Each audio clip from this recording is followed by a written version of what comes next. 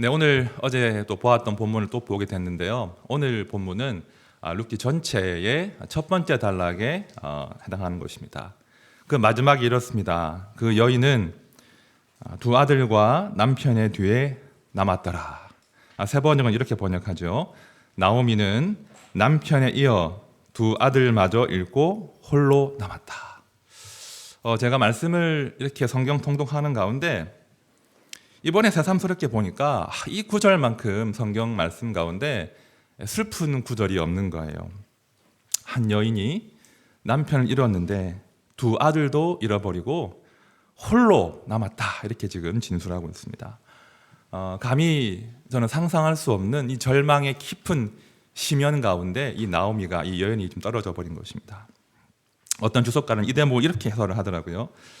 지금 이 여인에게 남은 유일한 소망은 그저 시간이 흘러서 남편과 두 아들의 곁으로 가는 것이다. 그렇죠? 이 여인의 유일한 소망이 죽는 것이라는 거예요. 죽는 것 말고는 다른 소망이 없는 그런 절망의 심연으로 이 여인이 떨어졌습니다. 오늘 저는요, 조금 힘겹지만 이 죽음에 관한 이야기를 해보려고 합니다. 엘리멜렉의 아내 나오미가 경험한 그 비극, 죽음에 대한 이야기를 좀 더 상세하게 풀어보도록 하겠습니다. 사실 죽음에 대한 이야기를 하는 것은 부담스럽습니다. 또 두려운 일입니다. 왜냐하면 이 죽음이 남의 이야기가 아니라 나에게도, 그죠? 우리 가정에도 언제든 닥칠 수 있는 차가운 현실이기 때문이죠. 그러나 저는 오늘 죽음 자체에 집중할 것이 아니라 집중하지는 않겠습니다. 대신해서 죽음에 가려져 있지만, 죽음에 둘러싸여져 있지만 엄연히 그 가운데 찬란하게 빛나고 있는 그 생에 대해서, 삶의 의미에 대해서 한번 집중해 보려고 합니다. 결코 죽음이 앗아갈 수 없는, 결코 죽음이 빼앗을 수 없는 삶의 가치가 있더라는 겁니다. 이 새벽에 이 가치가 무엇인지, 우리가 지금 살아있음, 현재 살아있음, 이것의 의미가 무엇인지 한번 발견하는 시간 되기를 바랍니다. 이제 말씀으로 들어갑니다. 2절 하반절과 3절 말씀을 제가 다시 한번 읽어볼게요. 그들이 모압 지방에 들어가서 거기 살더니 나오미의 남편 엘리멜렉이 죽고 나오미와 그의 두 아들이 남았으며, 엘리멜렉의 가족이 살기 위해서 모압 지방으로 간 거예요. 오죽하면 고향을 떠나겠습니까? 그죠? 결코 가벼운 결정이 아닐 겁니다. 모압 지방이 좋아서 모압으로 간 것이 아니에요. 흉년이 워낙 심하니까, 가족들 먹여 살려야 하니까 어쩔 수 없이 고향을 떠난 겁니다. 기근 난민이라고 볼 수 있는 거죠. 그런데 그렇게 살려고 궁여지책으로 모압으로 갔는데 그만 가장이 그 타지에서 죽어버린 거예요. 그죠? 한 가정의 가장이고, 한 여인의 사랑받는 남편이었고, 두 아들의 존경받는 아버지가 그냥 죽어버린 겁니다. 그런데 3절을 보면 별로 설명도 없어요. 남편 엘리멜렉이 죽고, 이게 전부입니다. 더 쓸쓸해요. 그런데 묵상해 보면 이 짧은 구절 가운데 얼마나 많은 사연이 담겨 있을까를 깨닫게 되는 것이죠.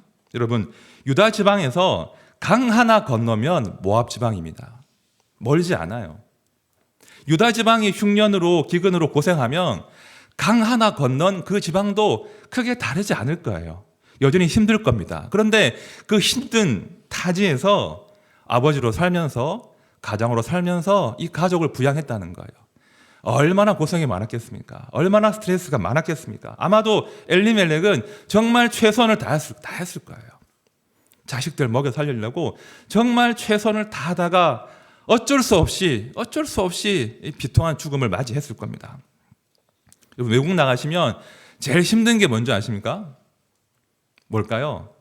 아플 때가 제일 힘들어요. 아플 때, 병원 가야 될 때 되게 난감한데, 아마도 이 엘리멜렉은 아픈 거 참고 제대로 말도 잘 안 통했을 것이고 익숙하지 않으니까 치료받지 못하고 아마 죽었을 겁니다. 그렇죠? 삶이 뜻대로 되지 않는 거죠. 살려고 살더니 라고 2절에서 말했지만 3절로 가버리면 바로 죽어버리는 이런 것이 우리 생의 현실인 것입니다. 엘리멜렉이 마음 편히 눈 감았겠습니까? 우리 가운데도 이제 가장들이 많이 계신데요. 아내 남겨두고 두 아들 두고 마음 편히 눈을 감았겠습니까? 그죠? 마음 편히 감을 수가 없죠. 굉장히 고통스러울 거예요.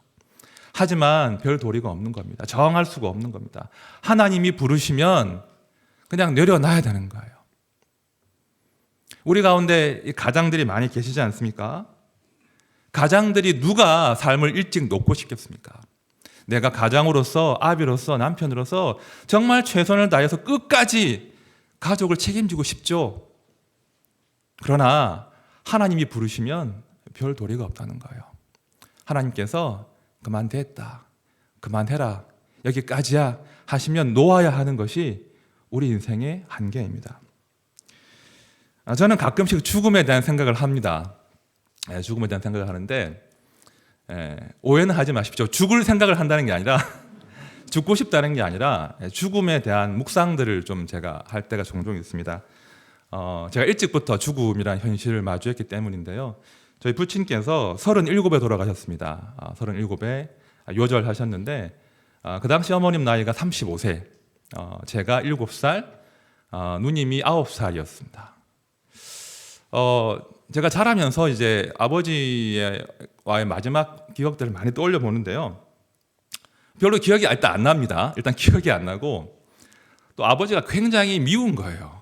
뭐 그리 급해가지고 뭐 아내 두고 두 아이들 두고 떠나실 수 있는가, 어떻게 눈을 감을 수 있는가, 아버지가 미웠습니다. 그런데요, 제가 아버지가 되어 보니까, 가장이 되어 보니까 그 아버지가 마지막 순간에 어떻게 생을 놓으셨을까, 그 아버지의 비통함이 조금은 제가 깨달아지더라고요. 얼마나 아버지가 힘드셨을까, 그죠? 지금도 가끔씩 생각하면 마음이 아파요. 제가 아버지의 그 마지막 눈빛이 좀 기억이 나거든요.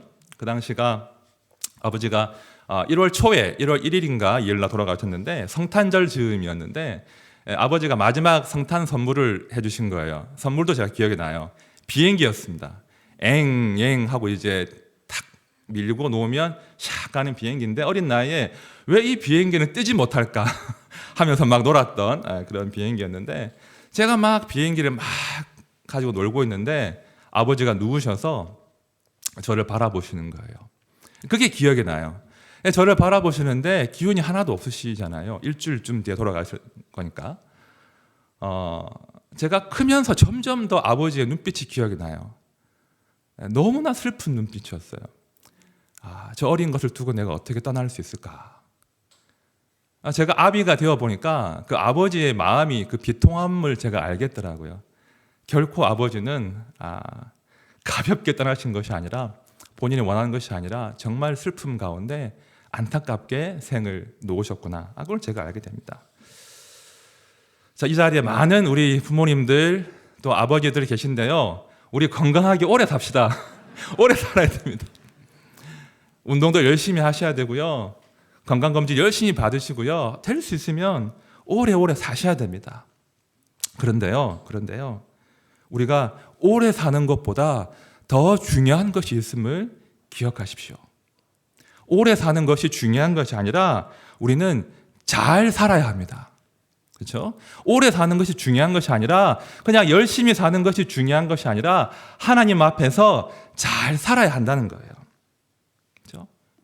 저는 죽음이 두렵습니다. 저 또한 아이들이 있으니까요. 가족이 있으니까요. 하지만 죽음보다 더 두려운 것은요, 내가 무가치하게 살다가 죽는 겁니다. 더 두려운 것은 하나님 앞에서 아무런 의미 없이 그저 열심히만 살다가 죽는 것이 저는 두렵다는 거예요. 죽음보다 무관치한 인생으로 살다가 오래 살다가 죽는 것, 그게 더 두려운 것입니다. 오늘 본문을 보시면요, 앞서 언급한 대로 이 엘리멜렉, 이 가장의 죽음에 대한 언급이 너무나 간단해요. 어떤 설명이 없어요. 이 엘리멜렉의 삶이 얼마나 기구한 스토리가 많겠습니까? 얼마나 많은 지면을 할애할 수 있겠습니까? 하지만 다루지 않아요. 왜 다루지 않겠습니까? 제가 묵상해 보았거든요. 이거더라고요. 비록 그 삶이 너무나 기구하고 많은 스토리가 있지만 그 모든 기구한 삶과 많은 스토리가 하나님 앞에서는 하나님 보시기에는 별로 언급할 만한 가치가 없었다는 거예요. 비록 그가 열심히 최선을 다한 가장이었으나 그의 삶이 하나님 보시기에는 별로 의미가 없었다. 동시에 두 아들에게 남겨줄 만한 영적인 스토리가 없는 거예요. 그러니까 엘리멜렉이 죽고 그것으로 끝이었다는 것이죠. 여러분, 우리 모두는 죽습니다. 누구도 그 죽음을 피할 수가 없습니다. 죽음은 예측 불가능합니다. 두려운 것입니다. 그러나 우리가 더 두려워할 것은 그 죽음 자체가 아니라 삶이에요, 삶. 우리가 혹시나 그리스도 없이 살다가, 그리스도 없이 무가치한 삶을 살다가, 그냥 열심히만 살다가 그렇게 죽는 것, 그것이 정말 두려운 것이다. 이것을 꼭 기억하십시오. 저는 가끔씩 아버지의 죽음을 이제 회상할 때 또 다른 기억이 있습니다. 사실 요절하셨고 안타까운 죽음이었는데요. 참 제가 아버지께 감사한 것이 있습니다.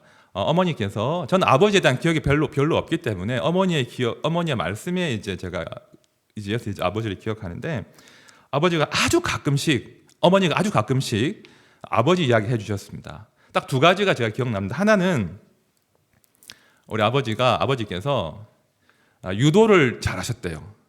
유도를 잘하셔서 동네에서 아주 형님이셨대요. 이 어떻게 설명할지 되게 동네에서 아주 의리 있고 존경받는 형님이셨다는 거예요.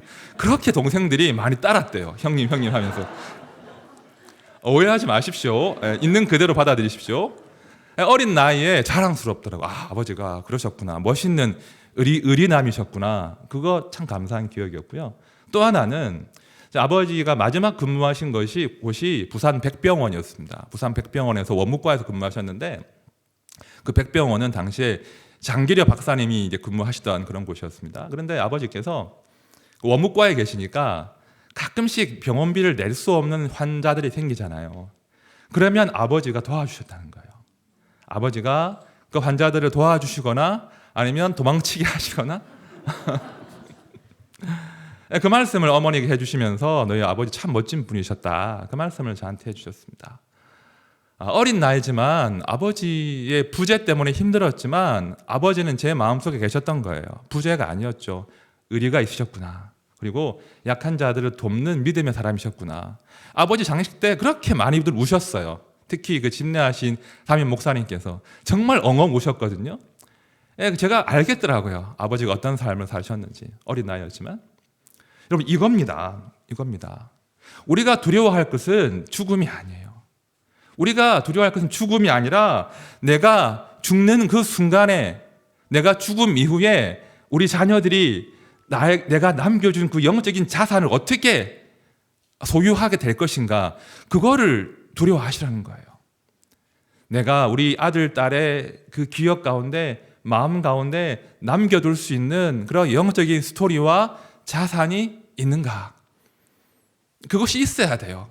길게 사는 것이 중요한 것이 아니라 짧게 살더라도, 비록 내가 의무를 다하지 못하고 생을 마감할지라도 우리 자녀들의 마음 가운데 물려줄 스토리가 있으면 그것으로 충분히 사명을 다하는 것입니다. 그렇죠? 그래도 우리 어머니는, 우리 아버지는 주를 위해 살아가셨다. 그래도 우리 아버지는 이웃들을 위해서 아낌없이 베푸셨다. 그래도 우리 어머니는 나를 위해서 정말 울면서 기도하셨다. 그 기억이 우리 아이들을 살게 하는 겁니다. 많은 재물이 아니라 그 영적인 자산과 그 기억이 우리 아이들을 살리는 거예요. 그걸 꼭 기억하십시오. 이제 4절을 보십시오. 이제 엘리멜렉이 죽고 아내와 두 아들이 남았는데요. 정말 남은 가족이 열심히 살았던 모양입니다. 4절을 보십시오. 그들은 모압 여자 중에서 그들의 아내를 맞이하였는데 하나의 이름은 오르바요, 하나의 이름은 루시더라. 그들이 거기에 거주한 지 10년쯤에. 자, 엘리멜렉의 사후에 어떤 일이 벌어지는가를 한 절에서 담고 있는데요. 자, 여러분, 남편이 죽은 뒤에 나오미의 소망이 누구겠습니까? 두 아들이죠.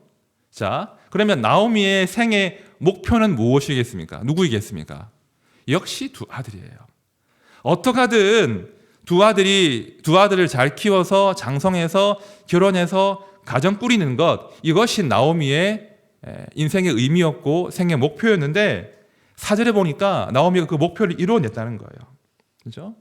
드디어 어미로서 비록 아빠가 없지만 남편이 없지만 두 아들을 장가 보냅니다.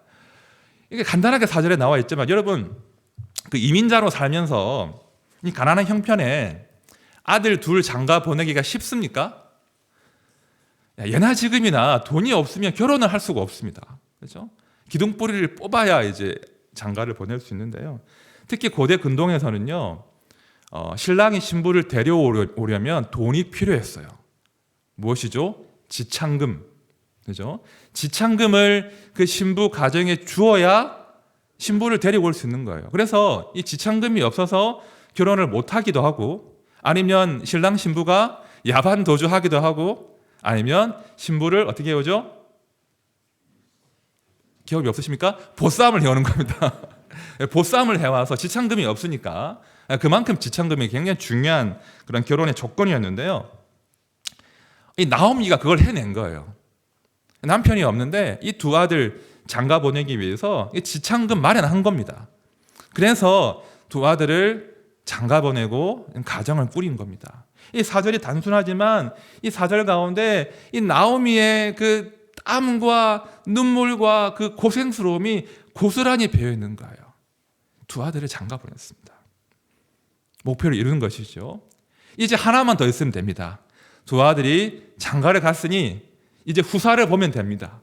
후사를 보고 대가 이어지면 그 엘리멜렉의 가문이 이어지면 이 나오미는 생의 목표, 생의 사명을 다 하는 거예요. 그런데 오늘 기록에 보면 자녀를 낳았다는 기록이 없어요. 그렇죠? 긴 시간 지났지만 이 장가간 두 아들이 자녀를 낳았다 그런 기록이 없습니다. 그리고 더 결정적으로 5절에 보면 두 아들이 그냥 죽어버립니다. 5절 보십시오. 말론과 기럨 두 사람이 다 죽고 그 여인은 두 아들과 남편의 뒤에 남았더라. 저는요 이 구절을 묵상할수록 너무 슬퍼요. 너무 그리고 나오미가 불쌍해요. 그렇죠? 남편 죽었잖아요. 두 아들이 생의 소망이고 생의 목표인데 거기에 모든 걸 다 걸었는데 장가까지 보냈는데 후사도 보지 못하고 아들이 죽어버린 거예요. 지금 두 아들이 죽었다는 것은요 나오미의 인생 전체가 나띵이 돼버린 거예요. 무가 돼버린 거예요. 나오미가 평생을 수고하고 땀 흘리고 눈물로 쌓아 올린 것이 한 줌 재로 바뀌어버린 너무나 비통한 순간인 겁니다. 지금 나오미의 심정이 감히 상상이 되십니까? 나오미는 죽고 싶었을 겁니다. 아니 나오미는 두 아들이 죽었을 때 이미 죽은 거예요. 지금 나오미에게 유일한 남은 희망은 그냥 시간이 빨리 흘러서 차마 내가 스스로 죽을 수는 없으니까 시간이 빨리 흘러서 그냥 죽는 겁니다. 지금 그런 지경으로 이 나오미가 인생의 나락으로 정말로 절망의 깊은 심연으로 지금 나오미가 떨어진 거예요. 말론과 기럨 두 사람이 다 죽고 그 여인은 두 아들과 남편의 뒤에 남았더라. 여러분 5절 가운데 어떤 소망이 보이십니까? 이 5절 가운데 어떤 희망이 남아 있습니까? 그녀의 살아있음에 도대체 무슨 의미와 소망이 있다는 겁니까? 제가 되게 씨름을 했습니다. 이 5절까지를 붙들고 씨름을 했거든요. 도대체 지금 이 9절 가운데 나오미에게 남은 소망이 뭘까? 이 9절 가운데 새겨두신 그 하나님의 소망이 뭘까? 제가 씨름을 해봤는데요. 제가 한 단어가 눈에 들어왔습니다. 이 5절까지의 구절이 죽음이 지배하는 구절인 건 분명해요. 그런데 그 죽음 사이를 비집고 한 단어가 보이더라는 거예요. 자, 3절과 5절에서 공통적으로 나오는 단어인데요. 남았으며 남았더라. 이 단어예요. 죽음이 지배하는 그녀의 삶 가운데도 남았으며 남았더라. 이 단어가 있더라고요. 여러분 잘 보십시오. 3절과 5절은요. 단순히 한 가정의 비극의 스토리가 아니라 죽음의 세력과 죽음이 집어삼키려 하는 그 현실과 그래도 우리를 살리고자 하시는, 남기고자 하시는 하나님의 의지가 지금 싸우고 있는 거예요. 죄와 사망이, 그 죽음의 권세가 그 가정을 다 무너뜨리기 위해서 죽음으로 그들을 덮칠지라도 하나님은 남겨두시는 거예요. 하나님은 그 죽음의 권세 가운데 보존하시고 남겨두시고 그들을 생존하게 하신다는 거예요. 그리고 그들로 그 살아있음의 가치가 무엇인지를 보여주기로 지금 작심하신 거예요. 그것이 룻기 전체의 내용이에요. 하나님께서 그들을 완전히 멸절시키지 아니하시고 남겨두셨습니다. 그들을 보존하셨습니다. 그리고 이 스토리가 5절에서 단절되지 않고 6절부터 계속 이어지도록, 전혀 예상할 수 없는 새로운 소망으로 이어지도록 하나님께서 그 살아있음의 의미를 앞으로 우리에게 보여주신다는 거예요. 여러분, 지금 우리가 여기 살아있다는 것은요, 하나님이 우리를 살려두심의 증거예요. 우리가 살아있으면 그저 운이 좋아서 내 명이 길어서 이것이 아니라 우리를 보존하신, 우리의 생에 여전히 의미가 있음을 알려주시는 그 하나님의 의지예요. 자, 그러므로 성도들은 비록 우리의 인생이 너무나 험해서 외롭고 때로 고통스럽고 때로 슬픔이 있을지라도 내가 여기 살아있음의 이유가 있다는 것을 꼭 기억하셔야 돼요. 나를 이 고통 가운데, 이 죽음의 틈바구니 가운데 남겨두신 이유가 반드시 있다. 그 스토리를 앞으로 나에게 보여주실 것이다. 그런 기대로 내가 살아있음의 의미를 기억해야 된다는 것입니다. 성도 여러분, 말씀을 정리합니다. 오늘 살아있음에 감사합시다. 오늘 살아있음에 감사합시다. 그리고 우리를 지금 여기에 남겨두시고 살려두신 그 하나님을 온전히 신뢰합시다. 그래서 나를 남겨두신 그 이유를 하나씩 발견해 나가는, 알아가는 그런 복을 누리시길 바랍니다. 그래서 우리의 평생이 주께서 보존하시고 주님 안에서 내가 살아있음의 의미와 가치를 감격적으로 발견하는 그런 행복한 생이 되시기를 진심으로 축원드립니다. 함께 찬양할 텐데요. 불을 좀 꺼주시겠습니까? 하나님의 부르심이라는 찬양, 우리가 함께 찬양을 하고 싶은데요. 때로 우리는 그 왜라고 하는 질문 가운데서 우리가 스스로 힘들어집니다. 왜 이런 고통과, 왜 이런 죽음과, 왜 이런 상실과, 왜 이런 외로움이 나를 덮치고 있습니까? 내가 더 살아야 될 이유가 어디에 있습니까? 라고 하는 절망의 심연 가운데 빠질 수가 있습니다. 누구나 그럴 수 있습니다. 이 절망의 심연은 덫 같아서 불청객이어서 순간순간 찾아옵니다. 그러나 기억할 것은 우리 주님이 우리를 부르셨고 살려주셨다는 거예요. 아멘. 보존하신다는 거예요. 우리가 추구할 것은 그 부르심의 이유가 있음을 확신하고 그냥 버텨내는 거예요. 살아가는 거예요. 그 길에서 나를 죽게 하지 않으시고 살려두신 그 뜻을 발견하는 것입니다. 그런 기도로 사는 것입니다. 우리 함께 찬양으로 주께 올려드리겠습니다.